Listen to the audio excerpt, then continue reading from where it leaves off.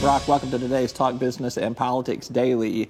It's close to the end of the year here. We are joined by John Brummett from the Arkansas Democrat-Gazette. This is going to be our last get-together until 2018. I look forward to 2018. I look forward to today.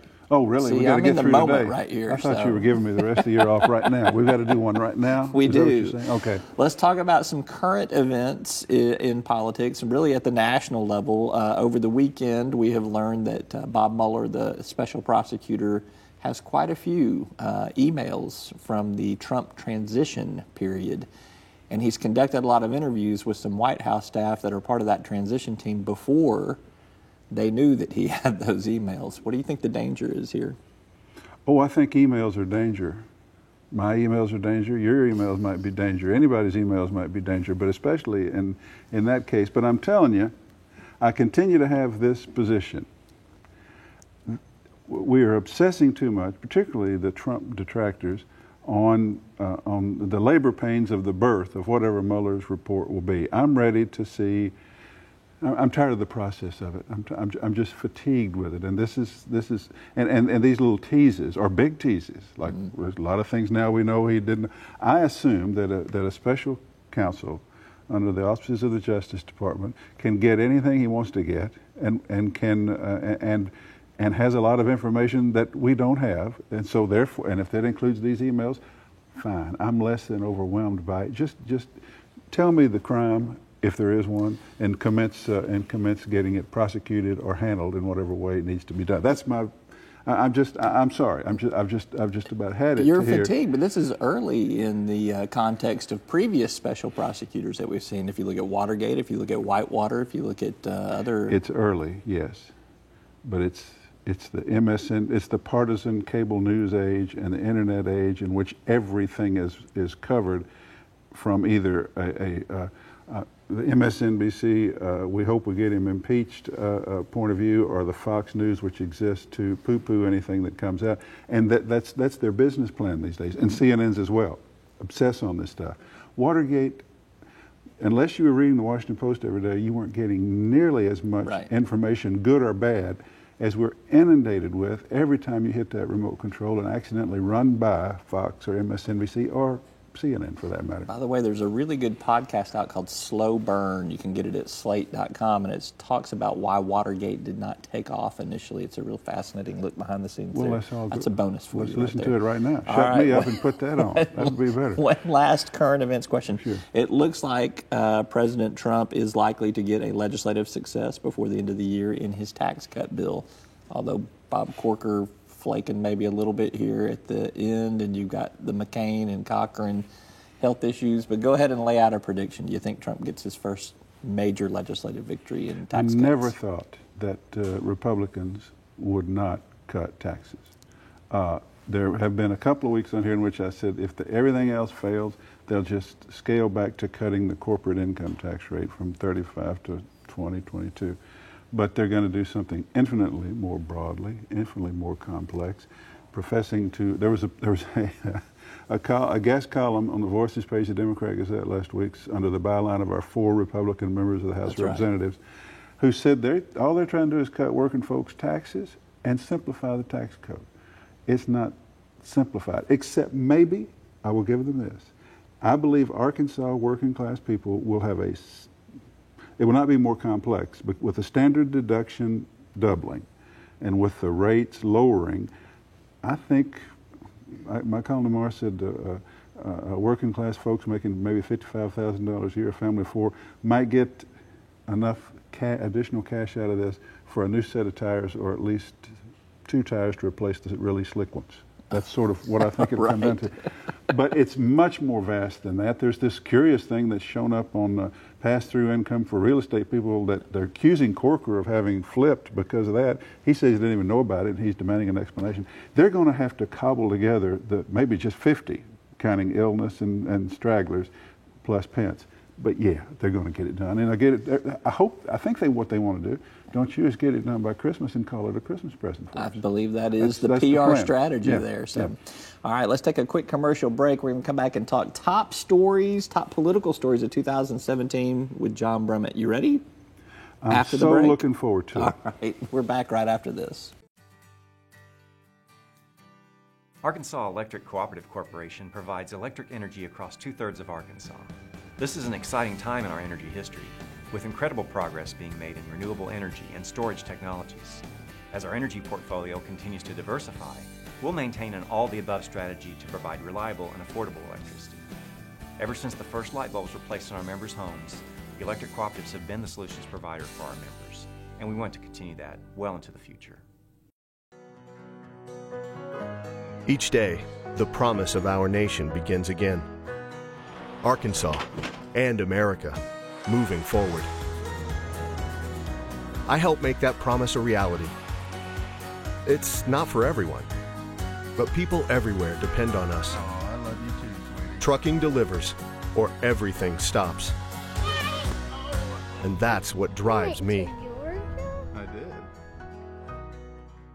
Welcome back to today's Talk Business and Politics Daily. I'm Roby Brock, joined by John Brummett of the Arkansas Democrat-Gazette. Top political stories for 2017. I think you and I are in agreement on the topic. That is Trump's first year of presidency. We may disagree on the fact that you think his first year has been a success. I do Tell me think why.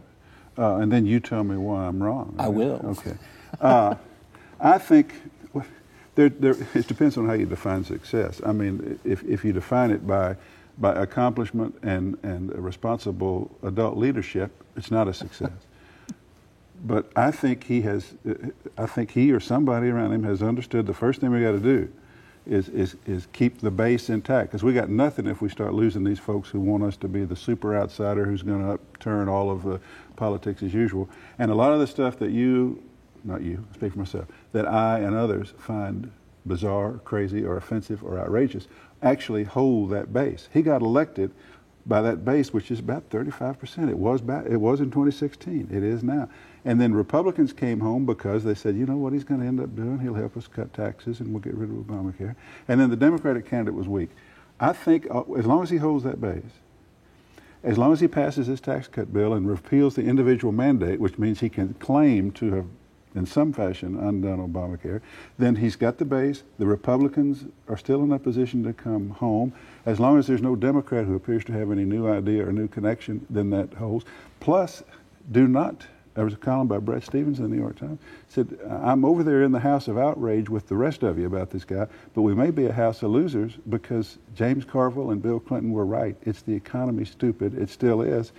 And the indicators are fine. The economy is performing well. So I think there are people who, and then the other thing, we just mentioned it, this idea of obsessing, well, we're going to get him impeached, we're going to get him smeared by this, by this report. That's not winning politics, and there's always a chance that he's going to at some point be able to spike the ball and say, see, I didn't get indicted or impeached, there was no collusion, and Democrats look like, and detractors look like utter fools. I think he sits basically after this crazy first year about where he was when he got elected, albeit by fewer votes, but by an electoral victory. I think he's okay. Yeah. You? Well, I disagree with you. Well, all right. Because I think his first year has been pretty close to a disaster. In addition to the chaos that it has created in just the voter electorate, the anxiety it's caused, even though the economy is performing well, we still get 2-1 that the country's on the wrong track. It's purely politics. His poll numbers have been in decline all year long from where they were at the beginning of this year. And I just think that political fatigue, you and I talked about it before the break, it's going to set in year two. Can you imagine how exhausted you're going to be in a second year of a Trump I have lived presidency? my life in political fatigue. There was something that in Washington they started in about 94, 95, they started calling Clinton fatigue. I said, man, I had that in 87. And I got, one reason I've just gotten sort of up to here is Trump fatigue. You can't obsess to the level that we're obsessing on anything. Yeah. I've gotten to the point at times this year, and I'm still at that point where I just have to tune in selectively. And the tweets mean nothing. Yeah. They're simply a constant. They don't have any ramification. I find myself for the second Christmas year, and I'll just fess up to it, Christmas season, I sit down and I turn on the television, and you know what I go and watch? Hallmark Christmas movies. Are you still doing those? Yeah, and I've watched some I watched last year. Knowing, well, they're all, you know how they're going to turn out anyway. But because it's a complete removal from what I'm having to deal with. The bad guys clear, the good guys are going to win. It's all going to be sweet in the end. I sit there and laugh at it, joke about it, but it passes the time and eases my blood pressure. I'm going to find you a new one-off to watch on that stuff. There was a piece on NPR over the weekend that said the Hallmark Christmas movies have had certain time slots lead the ratings. I think there are a lot of people, and you know what Hillary Clinton said when she was here? She said she started reading, it's the same principle, after her defeat, she started reading mysteries, detective stories, because the bad guys always get caught in the end. I think it's the same principle. Well, let's talk about that. You didn't expect me to go there, did you? No, Hallmark throws me a curveball Right. here. Let's pull back to our top stories of 2017, which I don't think Hallmark's going to be in our top 3 here. I believe it's in the top 4 or Let's 5, but not the top 3. The Mueller probe. Yes. All right, We talked another about that a big minute story ago. of this year. Yeah. You contend, and I think that you're still there, that Trump escapes, that there is no charges brought against him that he will be impeached over. True? No, I do not contend anything in terms of what might happen when the prosecutor, when the special counsel is at work.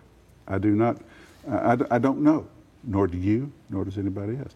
The same principle by which I don't know how this supposed, much ballyhooed, state federal investigation of our legislators and lobbyists and consultants on the General Improvement Fund or behavioral health contracts, which we continue to be obsessed by, though not in the public domain. We don't know. My objection is with people who base their entire opposition to Trump on this assumption or this adrenaline rush they get by this drip of information. It's going to be what it's going to be. I believe everybody, except the most highly partisans that are doing so for tactical reasons, will tell you that Mueller is a straight guy and a heads up straight guy prosecutor, that you can trust what he's going to do. I want to know what he's got, but I don't want to. If he ends up with a report that said, "Boy, there were some ill-advised things done here," that's nothing. Yeah. If there's money passed that can be tied to actions extended, then you got something. And until we see that, and obstruction of justice, the day that Comey testified about Trump taking him aside and said, lay off of Flynn, I said, we got obstruction of justice, at least. We got that. Now I'm thinking,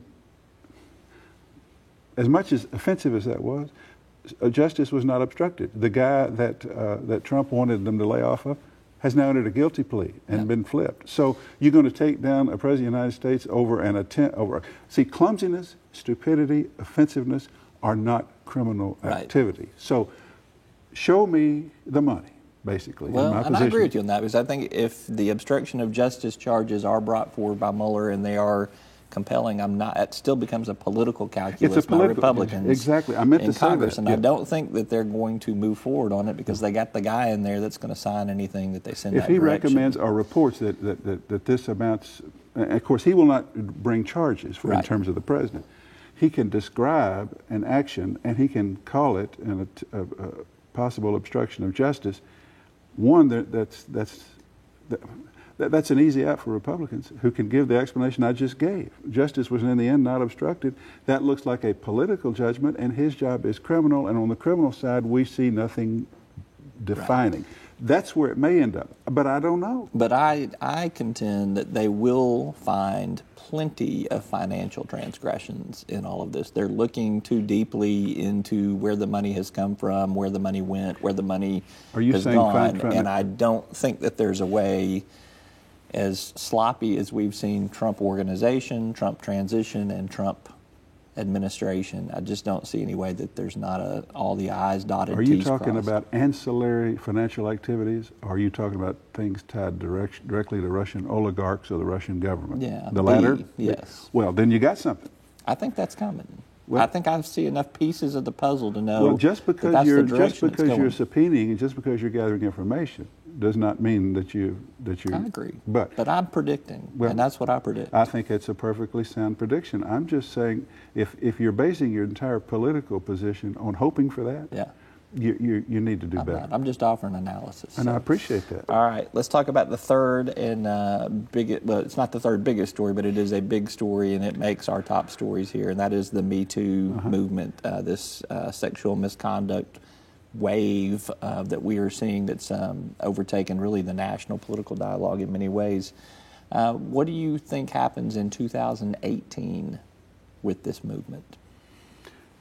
You asked many good questions on here, and that's another good one. I was visiting just last week with for an article writing for your magazine, visiting with Janine Perry, who does the Arkansas poll, and I was talking about the Me Too movement and the current mood and the women's uprising against the outrageous behavior of men, and the fact that there's great liberation among women, that now you're not only permitted, you are almost commanded to tell what has happened to you.